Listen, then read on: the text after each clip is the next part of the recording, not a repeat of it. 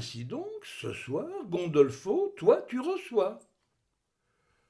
Aurais-tu à y redire, mon pisse froid? Ma foi, un peu, quand je n'en vois pas la raison à ce que tu nous l'encombrasses, ta maison. Mais bon, comme il y a que mon entendement, c'est ma toi et tout fin à ceux qui le comprend, que c'est présentement que ça me concerne qu'on le franchisse le seuil de ta poterne. Je te prie humblement de la franchir enfin le plus corvéable de tes hommes de main. C'est que, Iago, il aimerait bien le savoir, ce qui te trotte de derrière la tête, quand je le sais que toi tu ne fais la fête, que comme d'autres ils ne font que leur devoir. Ah ça donc, faut-il que je le commandasse, ce quintal de chaux qui gaiement le dissoudra, ce funeste empêcheur de tourner en rond qui, depuis si et trop longtemps, t'embarrasse. De ces piteuses jérémiades de bouffons, et aussi de ces créances à tour de bras. Mon gentil Sicaire, comme je te l'ai dit, et comme Gondolfo ici te le redit, cette nuit chez moi, voilà qu'on ne tuera pas.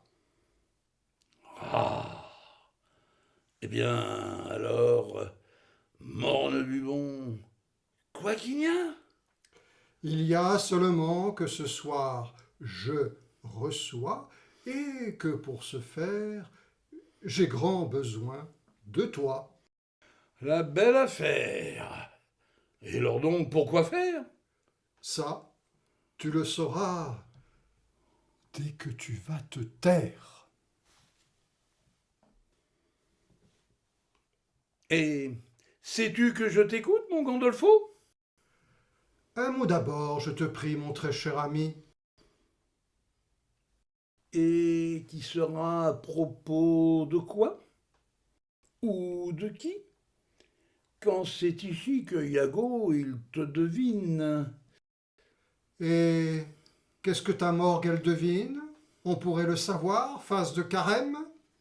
Que tu vas me parler de ceux que tu aimes, c'est-à-dire du fils de Jacopo, Curdio, et aussi de Tosca, la sublime Tosca. Ah, je vous le dis, et là je vous le redis, Dieu, comme elle est belle, la divine Tosca, et Dieu qu'elle sera toujours laide, Pordia.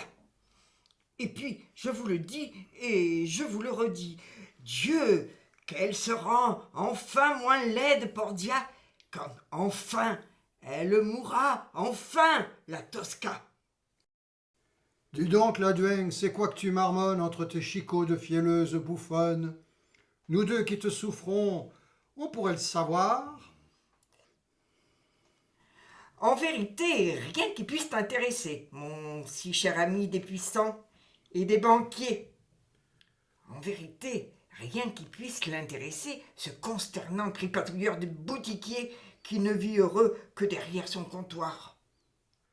C'est que moi, vois-tu, que je n'en suis pas si sûr, quand tous tes miasmes, ils outragent ma peine, et quand je la vois à ta décatie figure qui se calamistre de méchante haine. Attention, allons, prends garde à toi, vieux dégât. Je me connais une herbe de cimetière qui te ferait en un instant, et ici-bas, une céleste couronne mortuaire. Quant à toi, et pour en revenir à ton cas, et pour en reparler de ta duplicité, et puisque donc nous en reparlons de Tosca, surtout ne t'en vas pas le croire, mon Iago, que ma vieille colère, elle l'a oublié, que tu me l'as faite un jour et dans le dos, cet enfant qui, pour finir, tuerait un père qui se rengorgeait de la pensée sa fille. Sauf que ce n'est qu'à sa Lucrétia de mère que tu dois lui en conter la peccadille. Allons, ainsi que tu le sais, tout comme moi, C'est un jour qu'elle nous jouait les filles de joie, cette Lucrétia qui se voulait un enfant. Alors, qui puis-je, dis-moi, si j'ai fait l'amant qu'au ce rebondi marocain de sequin, que le désespoir glissait sous mon traversin? Eh oui donc, qu'en effet, qu'à l'auberge rouge, ce crasseux et même ce purulent bouge. Iago, une nuit, il nous le bradait son corps. Quand Gondolfo, ici, il caresse la mort. Oh oh, parce qu'il faut que tu me menaces? Oui, quand on tient mépris, vois-tu qu'il me lasse. Oh, allons vous deux, par pitié, oui, par pitié, oubliez-moi tout de suite ces cris d'orfraie. Toi, laisse-moi plutôt te soigner les forfaits dont notre Lucifer, il t'a fait les bontés. Iago, pourquoi viens-tu de parler de Curzio? Aurais-tu des nouvelles de nos amoureux? Ma foi, cela se pourrait bien que de Tosca, et qu'aussi du meilleur des fils de Jacopo, j'en tienne la jolie épître que voilà. De grâce, laisse-moi la lire. Mais avant, à nous, dis-le-nous qu'ils sont heureux. Comme parfois on peut l'être, à Venise. Hélas, moi, je n'ai rien de mieux à te dire. Ah ça donc? Pourquoi donc cette réticence? Parce que, quant leur vie et leurs existences, à notre Tosca et à notre beau Curzio, elles se cantonnent aux venelles du ghetto. Ce n'est pas pour de vrai la terre promise. Au moins, Curzio fait-il de bonnes affaires avec sa musette de vertes olives? Sans doute, quand les dites vertes olives, elles sont pour finir les sequins de ses coffres. Voyez-vous que ce digne fils de son père, il traite avec les échelles du Levant, en vous chicanant et ergotant chaque offre avec les habiletés du grand négociant. Oh ça, moi, Portia, je vous le dis, mes amis, que le contraire, il m'aurait beaucoup surpris. Et Tosca, est-elle toujours aussi belle? Oh, ça, tu peux continuer de la jalouser. Et quand c'est là son éternelle ritournelle que Curzio, il me babille dans ses courriers. Par le Christ, où as-tu vu, coquin de méchant, que moi, j'oserais la jalouser, cet enfant? Quand tu la surpiques, ta voix de crécelle de ce petit fil tout bien noir comme du fiel. Sotte sornette que voilà, mon vieil étron. C'est tout simplement ce que j'ai à te dire. Sauf que moi, je vais seulement te le dire, et qu'en cette affaire, tu ne manques pas d'aplomb. Et toi, Iago, pour le moins, de malveillance. Ici, vois-tu que c'est tout ce que je pense. Allons, paix, vous deux, de grâce, la paix. Toi, au lieu de les vesser tes fariboles, tu ferais mieux de la cajoler, cette plaie. Ça, moi, je n'y viendrai, mon rouet de banquier, que quand ce bon sang de bois de commis au vol, il se sera excusé de m'avoir bafoué. Bafoué. Ah, ça donc comme tu y vas, la Duègne, tandis que c'est un torrent que je saigne. Allons, pommade-moi enfin de cet onguent. Et puis, sûr que tu le feras tout doucement. Dis-moi, est-ce normal, toutes ces lumières qui tourbillonnent chez toi, mon cher Gandolfo? À voir cette polka, n'est-ce pas, mon Iago, qu'ici qu'on dirait tout comme une tourbière, qui tout à coup vous carbonise le mollet de ces bleuâtres et terrifiants feux follets? Cher Anthrax, je ne le dirai pas mieux que toi. Imagine-toi qu'il paraîtrait que ce soir, et notre ami, il en fait toute une histoire, qu'il est un opulent podestat qui reçoit. Oh oh! Parce qu'on parlerait donc en ces lieux, comme qui dirait, d'agapes et de bonbons. Eh bien, voilà qui va ranimer un tombeau. Et toi, de tout ça, qu'en penses-tu, mon Yago? Que c'est depuis des années qu'on le danse en ce palais qui connut tant de jours heureux, quand tous, ils étaient tous dorés de nos rires. Ça, ici, c'est le moins que l'on puisse dire.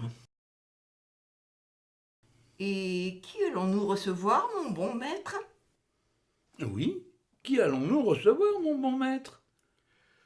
Mes chers sans sans doute quelques braves humains. Et ce déjà mirobolant nouveau venu nous portera-t-il choses, basques et pourpoints? Ou alors, à cette maintenant inconnue, tout à coup nous verrons-nous te prendre le soin de lui roucouler quelques lestes baisemains? Lui, notre étranger, vient-il pour ses affaires, ainsi que le clamera lors de ses fouilles? Ou doit-on penser qu'on va en donner de l'air à ce que tout mal veut qu'on lui chatouille? Franchement, je m'inquiète. Est-ce un giton? Franchement, je crains qu'on parle ici de Gothon. Dites-moi, mes exécrables créatures, question, en avez-vous enfin fini? Ah, oh ça, seulement dès que tu nous l'auras dit. Qui c'est qui te la boursoufle si dur? Morbleu, faudra-t-il en venir au brodequin Et aux douces morsures de la tenaille, pour que tes meilleurs amis le sachent enfin? qui va le courtiser, ton petit Versailles? Oh oh, cependant, c'est qu'il rougit, le traître. C'est qu'il est tout ragaillardi, notre maître. Donc, c'est sûrement pour une femme. Qu'il veut nous la durcir, sa petite lame. Allons, ce soir, n'est-ce pas que c'est à livre ouvert Que nous le lisons dans le coquin de tes yeux, que ton gaillard, il veut nous mettre le couvert? avec une femelle au fessard capiteux. Eh bien, morne-couille, vas-tu enfin l'avouer?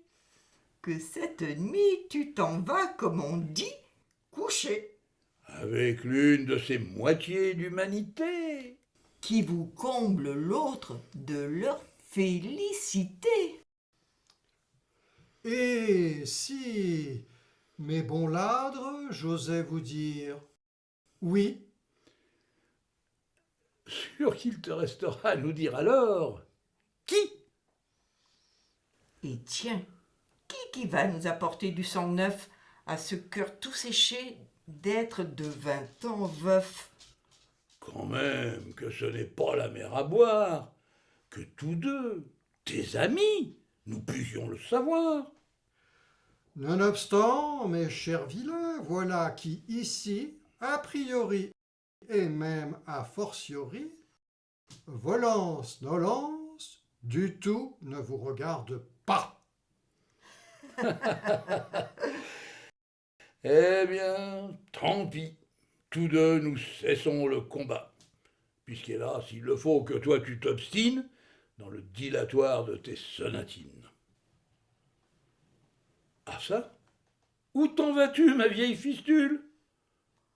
Sans doute par chez moi, ma vieille pustule, maintenant que je l'ai fini, ton pansement.